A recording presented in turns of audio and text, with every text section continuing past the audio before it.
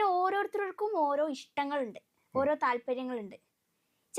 ഇപ്പോൾ നമ്മൾ ഓരോ ഇതെടുത്തു കഴിഞ്ഞാൽ ഈ ആശയങ്ങൾ ഇങ്ങനെ മാറി മാറി മാറി വരും. ഇപ്പോൾ ഓരോ തത്വങ്ങൾ മാറി മാറി വരും. ആദ്യം ഞാൻ വിശ്വസിച്ചിരുന്ന തത്വം ഇസ്ലാമിക തത്വത്തെയായിരുന്നു. ഇസ്ലാമിൻ്റെ ശരിക്കും ഇസ്ലാം ഉൾക്കാമ്പിലേക്ക് പോയി കഴിഞ്ഞു കഴിഞ്ഞാൽ എല്ലാം ഒന്നാണ്. ഇപ്പൊ തട്ടനിട്ടാലും തട്ടനിട്ടില്ലെങ്കിലും എല്ലാം ഇസ്ലാം ഒന്നാണ്. ഇസ്ലാം എന്ന് പറയുന്ന ഒരു ആശയമാണ്. അതൊരു മതമാവുമ്പോഴാണ് ഈ ഹിജാബും ഇതെല്ലാം വരുന്നത്. ഒരു ആശയമായിട്ട് കാണുമ്പോൾ അതായത് ഇപ്പം നമ്മൾ ഇസ്ലാം എന്ന് പറയുന്ന ഒരു ആശയം, ആശയത്തിലൂടെ പറയുന്നത് എന്താ? ഈ ആശയത്തിലൂടെ പറയുന്നതെന്ന് പറഞ്ഞു കഴിഞ്ഞാൽ എന്തൊക്കെ തന്നെയാണോ ചട്ടമ്പി സ്വാമികളും ശ്രീനാരായണ ഗുരുവും എല്ലാം പറഞ്ഞു വെക്കുന്നത്, ഇതേ ആശയം തന്നെയാണ് ഇസ്ലാമിന്റെ ഏറ്റവും ഉള്ളിൽ തട്ടിലേക്ക് പോകുമ്പോൾ നമുക്ക് മനസ്സിലാകുന്നത്. അസ്സലാമു അലൈക്കും, welcome back to Visal media. ഞാൻ ഫക്രുദ്ദീൻ പന്താവൂർ. ഇതാണ് 16 വയസ്സുള്ള സാറ സജ്ജാദ്, ഒരു തങ്ങള് കുടുംബത്തിൽ ജനിച്ച ഒരു മുസ്ലിം പെൺകുട്ടി. പക്ഷേ ഈ മുസ്ലിം പെൺകുട്ടി ഒരു കാഞ്ഞിരപ്പള്ളിയിലുള്ള ഒരു ഭഗവതി ക്ഷേത്രത്തിൽ പോയത്രേ. അങ്ങനെ പോയപ്പോൾ അവിടെ നിന്ന് ആ ക്ഷേത്രത്തിലെ ദേവിയോട് പറഞ്ഞു, എൻ്റെ കൂടെ നീ പോരുന്നോ എന്ന് ചോദിച്ചപ്പോൾ ദേവി തൻ്റെ കൂടെ പോകുന്നു എന്നാണ് ഈ സാറ സജ്ജാദ് എന്ന മുസ്ലിം പെൺകുട്ടി പറയണത്. അങ്ങനെ വീട്ടിൽ ആ ദേവിനെ കുടിയിരുത്തിയിട്ട് ഇന്ന് ആ ദേവിയുടെ ആളായിട്ട് മാറിയിരിക്കുന്നു ഈ പെൺകുട്ടി. ഇതൊരു തങ്ങൾ കുടുംബത്തിൽ തങ്ങളായ സയ്യിദത്തായ ഒരു ഉമ്മാൻ്റെ മോളാണ്. വാപ്പ ഒരു കമ്മ്യൂണിസ്റ്റുകാരനാണ്. കളരിപ്പയറ്റ് പഠിച്ചു, സംഗീതം പഠിച്ചു. ഇപ്പോൾ RSSൻ്റെ ബാലഗോകുലത്തിൻ്റെ പരിപാടികളിലൊക്കെ പങ്കെടുക്കുന്ന ഈ പെൺകുട്ടിയുടെ ഒരു വീഡിയോ കണ്ടപ്പോൾ ഞാൻ ഷോക്കായി.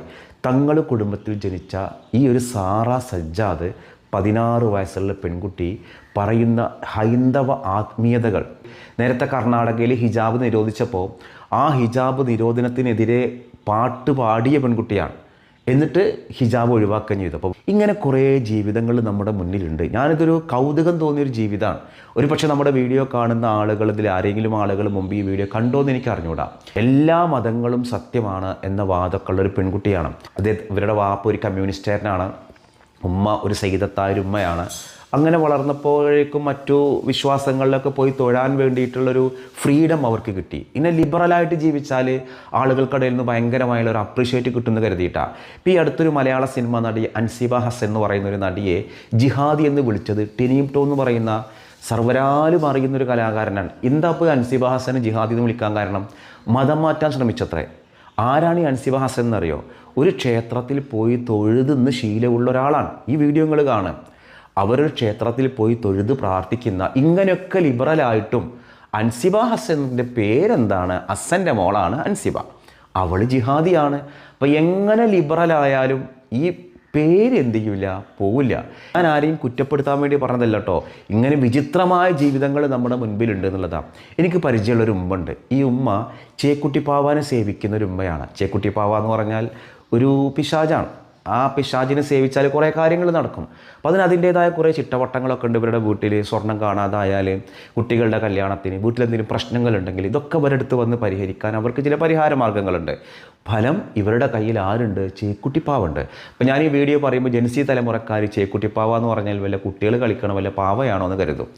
കുട്ടികൾ കളിക്കണ പാവയല്ല, ചേക്കുട്ടിപ്പാവ എന്ന് പറഞ്ഞിട്ട് പിശാചാണ്. ഇതിനെ സ്വീകരിച്ചിട്ടിരുന്ന പല മുസ്ലിം ഉമ്മമാരുണ്ട്. ഇങ്ങനെ കുറേ അന്ധവിശ്വാസങ്ങളുടെ പിറകെ പോകുമ്പോഴാണ് നമ്മൾ ഈ ഭഗവതി ക്ഷേത്രത്തിലൊക്കെ പോയിട്ട് നമ്മുടെ പ്രശ്നങ്ങളും പ്രയാസങ്ങളും ക്ഷേത്രത്തിൽ പോയി പറഞ്ഞ് ആ ഭഗവതി സഹായിക്കും, അല്ലെങ്കിൽ ഈ പണിക്കർ സഹായിക്കും, അല്ലെങ്കിൽ ഈ മൊയ്ലിയർ സഹായിക്കും, ഇങ്ങനെയുള്ള വിശ്വാസങ്ങളിലേക്കും അന്ധവിശ്വാസങ്ങളിലേക്കും അനാചാരങ്ങളിലേക്കൊക്കെ നമ്മൾ പോണത്. അങ്ങനെ ഈ ചേക്കുട്ടിപ്പാവ കയറി ഉമ്മ എല്ലാവരും സഹായിക്കും. അവരുടെ അടുത്തൊക്കെ ആൾക്കാർ വരലുണ്ട്, അവിടെ ദിക്റ് മക്കലുണ്ട്, സ്വലാത്ത് നടത്തലുണ്ട്. മരണസമയം ഇതിന് വായിൽക്കൊരു തുള്ളി വെള്ളം ഇറങ്ങണില്ല എന്നാൽ അത് മരിക്കണമില്ല. ഇതിൻ്റെ മേലെ ചേക്കുട്ടിപ്പാവ് കയറിക്കാൻ, ചേക്കുട്ടിപ്പാവനെ ആ ശരീരത്തിൽ നിന്ന് എടുത്തിട്ടല്ലാതെ അതിന് മൗത്ത് സംഭവിക്കില്ല, മരണം സംഭവിക്കില്ല.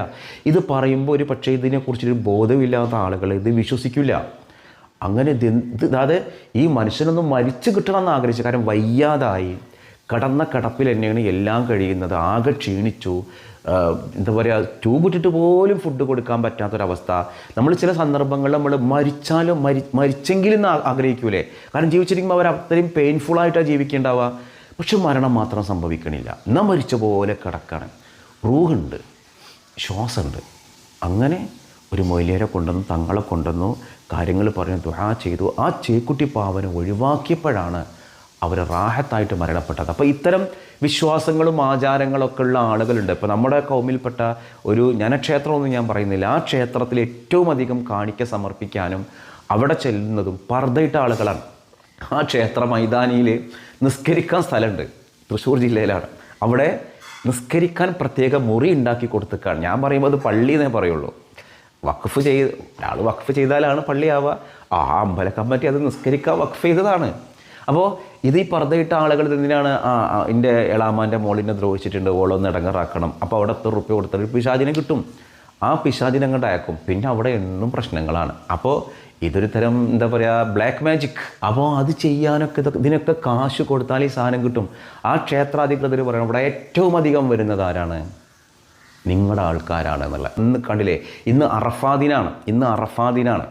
നാളെ നമ്മുടെ അറഫാ നോമ്പാണ്. അറഫാ നോമ്പ് നോക്കിയാൽ എന്താ പുണ്യം എന്ന് കരുതുന്നുണ്ട്. ഇൻഷാ അല്ലാഹ് നമ്മളെല്ലാവരും നോമ്പ് നോക്കാൻ ശ്രമിക്കുക.